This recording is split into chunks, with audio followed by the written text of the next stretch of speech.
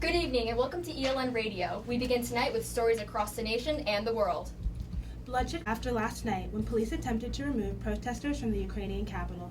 The European Union and the United States are considering sanctions against the country. The protests began in late November when President Yanukovych rejected a trade deal with the EU in favor of closer ties with Russia. And in Russia, the Winter Olympics continue. Today, the U.S. men's hockey team faces the Czech Republic, competing for a spot in the semifinals. The U.S. has won a total of 23 medals so far during the games, including 7 goals. It sits in first place for total medal count, but is trailed closely by Russia and the Netherlands. And finally in Sochi, Russian militia attacked the punk group Pussy Riot today as they tried to perform underneath a sign advertising the Olympics. All group members were wearing masks, and when the police arrived, no one was arrested. Pussy Riot is well known for coming out against President Putin and his agenda over the past few years. It's 6 o'clock. That means it's time for ELN Radio on 89.3 WSOE. I'm Lauren Cook. And I'm McKay. SGA elections have closed today, and we have all of the breaking results. One ELN student is taking experiential learning to a whole new level. His story coming up. We'll have all that and more tonight. ELN Radio starts right now. Elon campus police are investigating a potential indecent exposure incident that occurred on Tuesday. Campus Police Chief Dennis Franks told ELN today that they are working to track down a suspect through the North Carolina Theft and License Bureau. The police report says an 18-year-old female ELN student witnessed a male expose himself in a silver Nissan Titan. Vice President of Student Life Smith Jackson said in an email last night that after the male exposed himself, he drove away. Police are continuing to follow the investigation, and anyone with information is asked to call 911. Stay with ELN Local News as we continue to find out more information.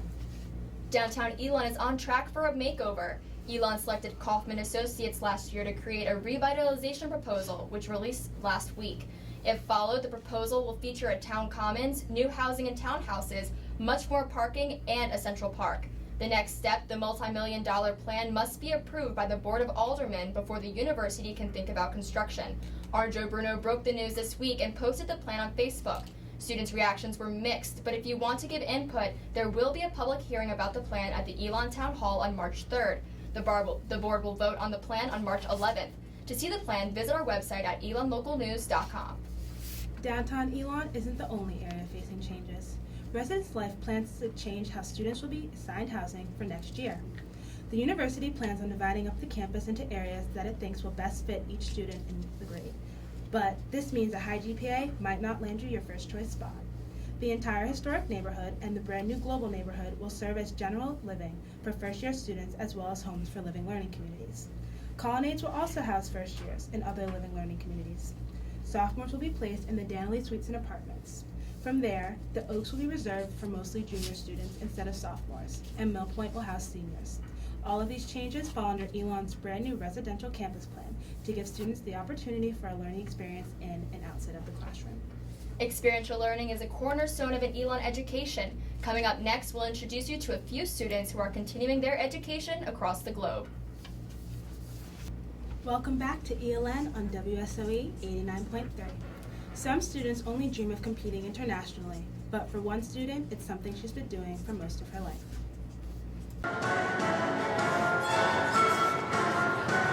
Junior Lauren Snow is no stranger to the ice. She's been synchronized skating since she was 5. I wanted to get involved with a team sport because I was tired of skating individually, and that just seemed like the best fit. And what first started as her favorite hobby soon became her life. I skated 30 hours a week, on ice, ballet training, off ice training. It was grueling. We traveled like 2 hours to practice and 2 hours back, and it were late nights, early mornings. I used to skate at 4:45 before school. Snow says she had a great support system, especially from her twin sister who competed alongside her. Having somebody who was skating with you was one of the most memorable experiences I'm so thankful for, because that's one of the main reasons why we're so close and why we're best friends. Snow has competed with her twin sister on the international skating team called the Skyliners. Here's a video of her competing in Switzerland. It really opens your eyes to what other countries are about and what their skating is about and how their team works compared to ours and their sportsmanship compared to ours. Snow's team competed twice at Worlds, winning both 3rd and 4th place. And even though synchronized skating is not currently an Olympic sport, she says she would have attempted it if it had been. It's election week here at ELN, and we just got word that Josephine Corbia has recently won student body president. We are live with Carly Hilliard and Mosley with the results. Carly? Thanks, Carly. And to see all the results and rewatch the speeches, visit our website at elonlocalnews.com. Now, sophomore David Comerford is currently in Sochi, Russia, working for the NBC Olympics as a member of the utility team. He's in charge of lighting interviews with the athletes after they compete. Despite the long hours, Comerford says it's worth it. He told us over Skype one of his favorite experiences at the Olympics so far. There was a Brazilian aerial skier. She's only been skiing for 8 months. She couldn't do all that, the crazy tricks that the other ones could. But at one point when she landed her jump, the entire place just got up and clapped for her. It was kind of one of those moments where you're just like, wow, this is the Olympics. Senior Ashley Fowler just returned from her trip to Lithuania. She's a Lumen Scholar who has been studying the evolution of LGBT rights in parts of Europe. Fowler helped organize and facilitate a workshop for the Lithuanian Gay League. The workshop focused on identity and values as they relate to activism. She said participants gained a better understanding of how they could use their own skills and strengths to help advance the local LGBT rights movement. Fowler focused on the development of LGBT rights in both Lithuania and Croatia by conducting her own research on how the countries compare politically and socially to this issue. She says she hopes to raise awareness about the LGBT movement not just at ELN, but across the world. I had to travel to the country and conduct my own fieldwork, so interviews with basically anyone who would talk to me, from NGO workers, political officials, parliament members, religious officials, just anyone who was at all related to the movement or the anti-LGBT rights movement. Next, we have an update on the weather outside your dorm. You're listening to ELN Radio on 89.3 WSOE. I'm a firm believer that my personal rights and liberties are bound up in the rights and liberties of people all over the world. So for me, if there are LGBT people who are being discriminated against, whether it's in Eastern and Central Europe or if it's in Russia or wherever, I want to kind of do whatever I can to help them. To ELN Radio on 89.3 WSOE. Like the Katy Perry song, it's been hot and cold this week. What's going on? Allison Damora is live in the studio to give us an update on the crazy weather changes. Well, Kay and Lauren, this time last week, students and staff were bundling up and preparing for 3 days of snow and brutally cold temperatures. But this week, you can put that winter gear away and break out your early spring wardrobe. Today was mostly cloudy with some rain showers and a high of 71 degrees. But hang on to your coats if you're headed outside tonight, because the low will be around 40 degrees. And now let's take a look at your forecast for the rest of the week. We can expect showers and isolated thunderstorms throughout Saturday, but highs will remain in the low 60s all week. Keep an eye out for rain showers this weekend, but by Sunday, the sunshine will start making its way back to Alamance County. That's your weather forecast for the week. I'm Allison Demora, ELN Local News. The Health Center announced some big changes this week. For only $22, students can now buy a 30-minute therapeutic chair massage. You can pay with cash, check, or even by billing it to your student account. You can make an appointment by calling the Ellington Center for Student Health and Wellness. The Department of Health and Human Performance is also offering a chance to win $1,000 for checking out the February issue of its magazine, Student Health 101. The issue can be found online. The Francis L. Gerald Building is also now home to a student-run physical therapy clinic where you can receive free physical therapy. Lastly, in March, Health Services will launch a personal student medical portal where you can schedule appointments online, access lab reports, and more. Our Mackenzie Roberts is also with us in the studio today, and she joins us with this week's College Consumer. Mackenzie? Thanks, Kay. This week I've got the rundown on some handy mobile apps that you might not know about. It's almost 2 months into the new year. Do you remember your New Year's resolution? Well, according to statisticbrain.com, about 1/3 of Americans made their New Year's resolution about money this year. And a great way to monitor your spending is by utilizing the apps right on your phone. Mint is a user-friendly app that allows you to receive bill reminders and track your spendings, even that cookout milkshake you just bought. If you're worried about security, Mint is passcode protected. If your phone is stolen, just go to mint.com to deactivate your account. Another option to make sure you avoid paying your bills late is Manila. This app allows you to keep all of your statements in one place, whether on your phone, Android, or computer. Although you still have to log into the company's site to actually pay the bill, Manila alerts you when an upcoming payment is due to keep you out of the doghouse. Some other apps that CNN Money deemed best apps to manage your money in 2013 include Wallaby and Hello Wallet. The best part is, these apps are all free. That's all for this week's College Consumer. I'm Mackenzie Roberts. Thanks, Mackenzie. Now, we also have our Jacob LaPlante live in the studio to give us an update on what's going on in the world of technology. Jacob, what do you have for us? According to 9to5Mac.com, a recent rumor points to a second half of the year production of the much-anticipated iWatch from Apple. 9to5Mac.com journalist Ben Lovejoy says that this will be Apple's next big thing and will hopefully dominate other products in the wearable technology category. Other reports around the technology world are predicting the full release of Apple's iWatch to be in late 2014. On social media, CNN reports that Twitter has begun their beta testing of new profile pages that look a lot like Facebook's profiles. This report comes a couple days after Twitter has been testing this new profile behind the scenes. That's the latest in this week in technology. I'm Jacob LaPlante. When ELN Radio returns, we've got everything happening this week at Elon and your Elon Athletics update. We'll be right back.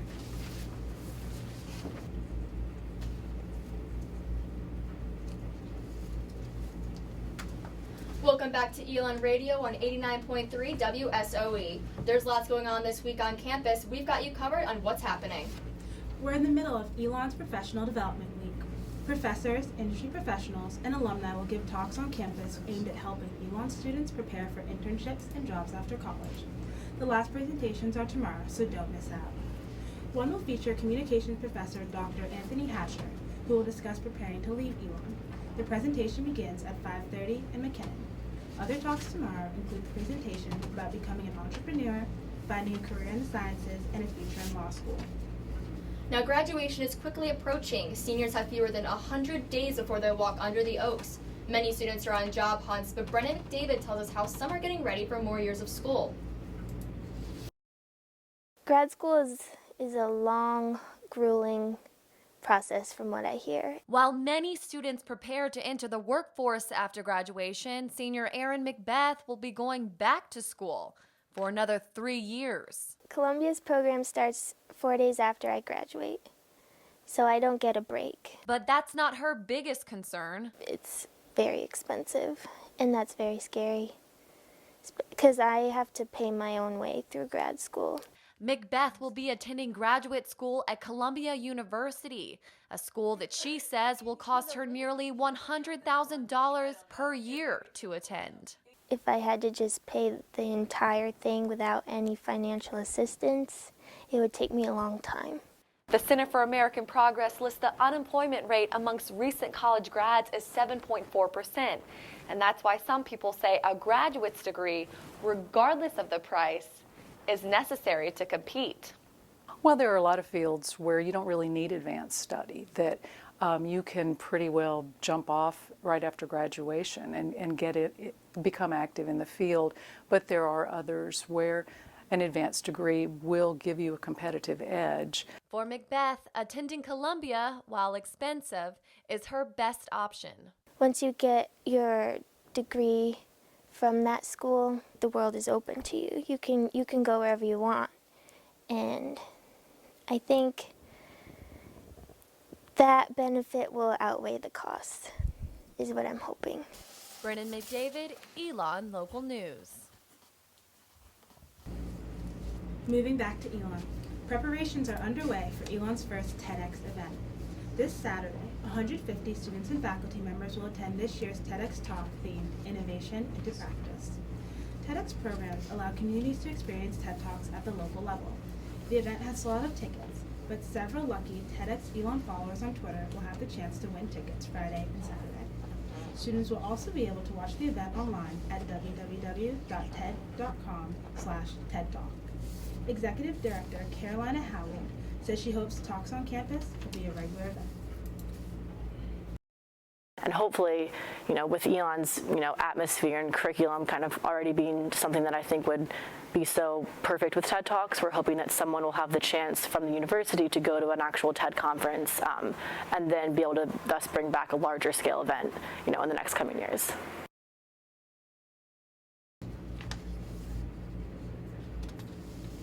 Tomorrow, the Multicultural Center will host a program with Elon's first Black student. Glenda Phillips Hightower grew up in Alamance County and came to Elon University in 1963. She majored in pre-medicine and after college worked as a nurse for the U.S. Department of Veterans Affairs. This program is one of a series that the university is holding during Black History Month. You can hear from Hightower next Tuesday on ELN Morning starting at 9:40 a.m. Pulitzer Prize winner Jose Antonio Vargas will speak at Elon University's Diversity and Leadership Conference this Saturday about his expose, My Life as an Undocumented Immigrant. His story attracted worldwide coverage, including the New York Times Magazine, and led him the cover of Time. When applying for a driver's permit, Vargas discovered his green card was a fake and that he needed to hide his identity to avoid deportation. Elon is hosting Vargas as the keynote speaker for the Intersect Conference, designed to educate the community about diversity issues. Registration for the conference is now closed. Coming up next, we have This Week in Sports. You're listening to ELN Radio on WSOE 89.3.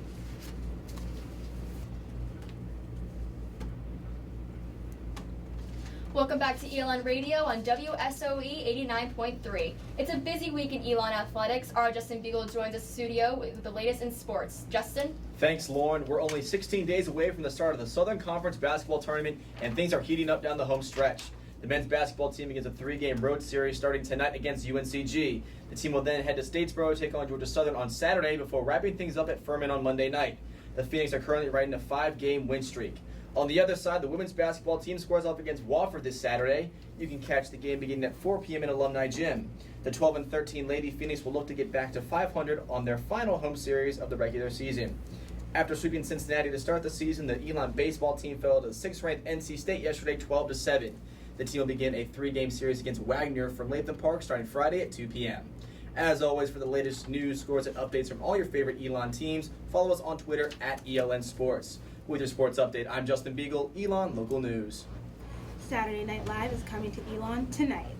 Comedian Kate McKinnon, who joined SNL 2 years ago, will be performing in McCrary at 8:30. However, tickets are sold out. McKinnon is the first openly gay female cast member on the show.